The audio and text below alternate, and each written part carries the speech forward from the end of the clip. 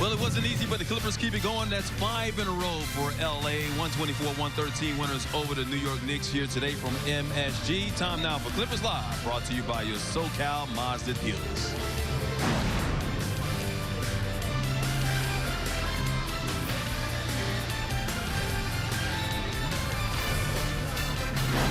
The Clippers led by 5 going into the fourth quarter. Actually trailed, though, with under 5 minutes to play before Danilo Gallinari and Lou Williams and those guys came alive in the fourth quarter. Hit some huge three-pointers. Gallo with the assist right there, and Patrick Beverley, how clutch was he once again, hitting not just three-pointers, but big three-pointers when the Clippers needed the most as they escape. Can I say that word? Yeah. Escape here with the 124-113 win over the New York Knicks. Michael Brian Seaman here with you, and before the game, Brian, I had some reservations about the early start with the Clippers being a West Coast team, and well, the Knicks got to give them a lot of credit. They're not a 14-win team. That looks like a 14-win team. At least they didn't look like it today. Oftentimes you'll say this, that they might have the worst record, but they're not the worst team in the league. I thought this was a concerning game for sure. And long term, I'm not really going to take any numbers out of it long term. Like, I'm not going to say, well, they didn't do this in that Knick game. Well, I'm just happy for the win. The only stat that matters is the W. They're now 44-30, magic number down to 2. But we saw all those big shots from Gallo and from Pat Beverley. This is one of the best clutch teams in the league, Mike. This is like they operate at a very high efficiency rate. They're now 26-15 in games under 5 minutes, within 5 points. Gallo's one of the best free throw shooters. Lou's one of the best players. Don't forget Montrezl Harrell, and you and I were talking off air. It seems like every play that Pat Beverley makes is always as timely as it gets. And it might only happen in the first half sometimes, but he had a couple of big threes in the first half that halted the momentum for New York. I mean, they are really set up well for clutch moments, and they delivered here in the fourth quarter. Patrick Beverley, 4-6 from three-point land. He had 12 points. Once again, a couple of those threes coming at the right time. Pat Beverley now shooting 45% from three-point land since the middle of December. Once again, you talk about clutch.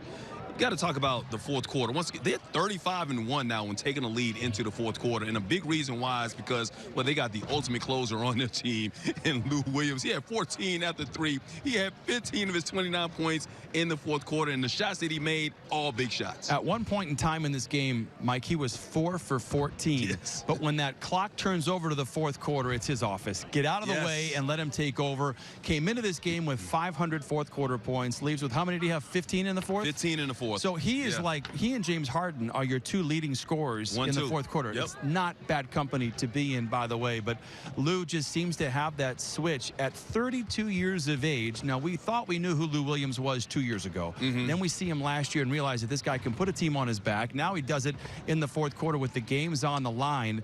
He has been unbelievable. What a gift he has been to this Clipper squad. Second and fourth quarter points behind James Harden. Third in fourth quarter average. Of course, that's also a great stat. And, of course, the ultimate closer on his way to his third Sixth Man of the Year award. But he's going to have some company for Sixth Man of the Year because one of his teammates is going to be battling for him. It's going to be Lou's to win. Of course, Montrezl Harrell may be the most improved player in the NBA.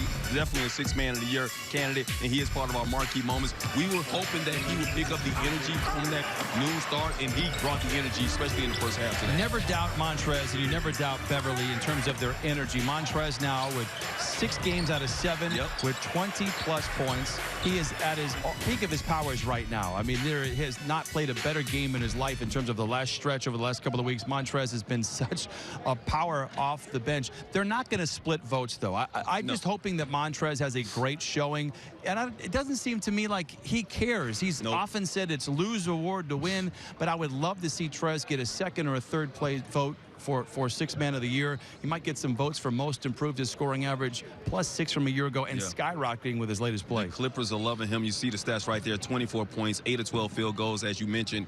6 of his last 7 games, at least 20 points out there. And the best moment for Montrezl actually happened after the game, something you guys did not see. Oh, let's go to break with it because I want to show you what Montrezl Harrell did after the game. This is something that you need to see a little bit more of. This young lady right there got Montrezl's shoes after the game. Those aren't cheap shoes. Those aren't, you know he loves his shoes.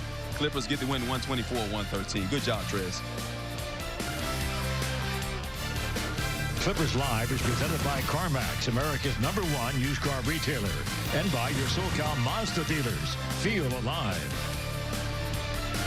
Make it 5 in a row and 10 of 11 for the Clippers. 124-113 winners over the New York Knicks today. Wasn't easy. Clippers actually in a tight ball game with the 14-win Knicks. Trailed 104-103 with 4:24 to play in this game. Outscored the Knicks 20-10 the rest of the way. And Gallo once again extending his 20-point streak to 9 huge shots in that fourth quarter. I mean, and the Clippers remain undefeated in the month of March when Gallo plays. I've always believed that when you go up against a former employer, a former team that you played with, you have an extra bit of energy. Just look at DeAndre Jordan, what he did today against the Clippers.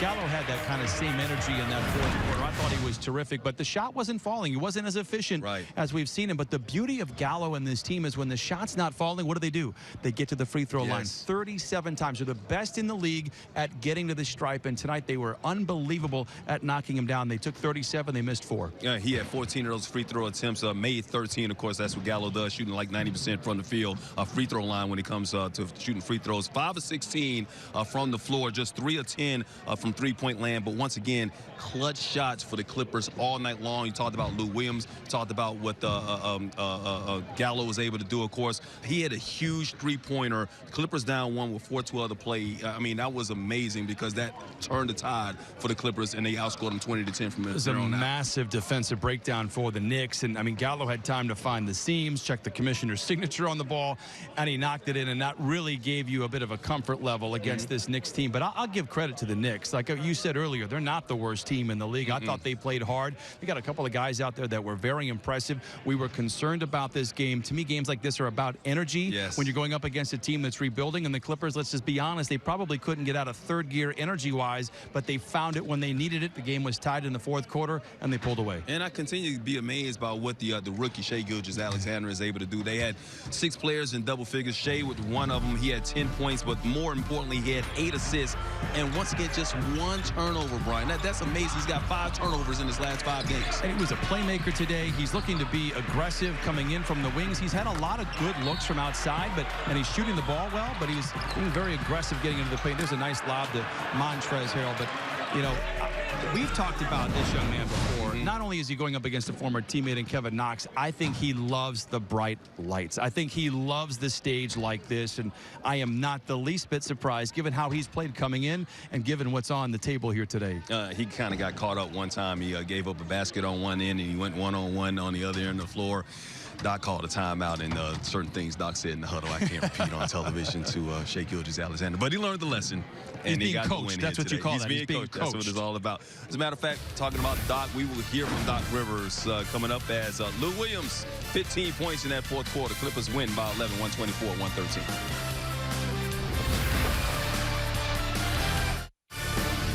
Clippers Live is brought to you by your SoCal Mazda dealers. Feel alive.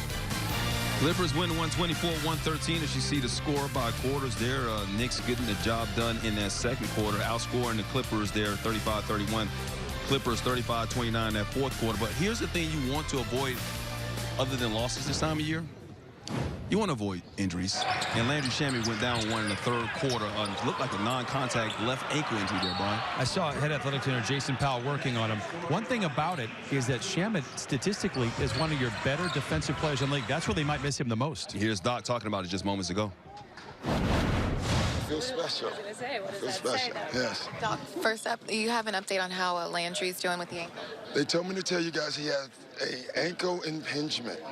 So, I don't know what that is, but I don't think it's something that's going to keep him out a long time. It may keep him out a couple of games, and they didn't even tell me that. I'm just assuming that. So, I thought it was a lot worse when he went down because he grabbed the back of his ankle, which you know what that means. So that scared the heck out of me.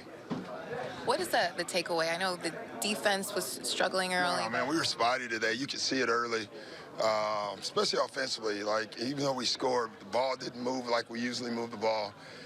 Defensively, we were late on everything early. And, you know, it's one of those games, like back-to-back games and habits you can't get into, where we kind of just played through the game and then won it at the end. That's how the game felt tonight. And guys, you know, who had open shots didn't make some shots early, too. But Gal and Lou down the stretch, we're Gal and Lou down the stretch, and that's all we needed. Danilo Gallinari is probably playing his best season ever. What is he bringing to this team? He's bringing everything. He's surprisingly a heck of a defensive player. But it's just, he takes the right shots, he makes the right passes. He just is a great offensive player who knows how to play the game. Are we done? Is that slugger start just because of the time start? You know, I don't know. We just didn't start well. We didn't play well. You know, I don't know why. I didn't like this start. I can tell you, when I saw it on the schedule, I complained to me. A 12:30 game for a West Coast game team is tough, but no excuses, and that's what we talked about before the game. And you know, from a coaching staff, we talked about watch our guys. Who doesn't have it, get them out early. We kind of did that a little bit. Coach, over the years, you've had so many clutch players, so many talented players, but with what Lou's able to do in these fourth quarters, where do you kind of look at him in relation to what he's as good as I've ever had. I mean, he really is. And Lou can have a bad day. Lou wasn't playing great tonight, and he just has the ability to turn it on. What I love about Lou also, he makes the right passes as well. You know, as much as he scored, he won a game the other night with the pass. So he's just a dangerous offensive player, clever, knows how to play.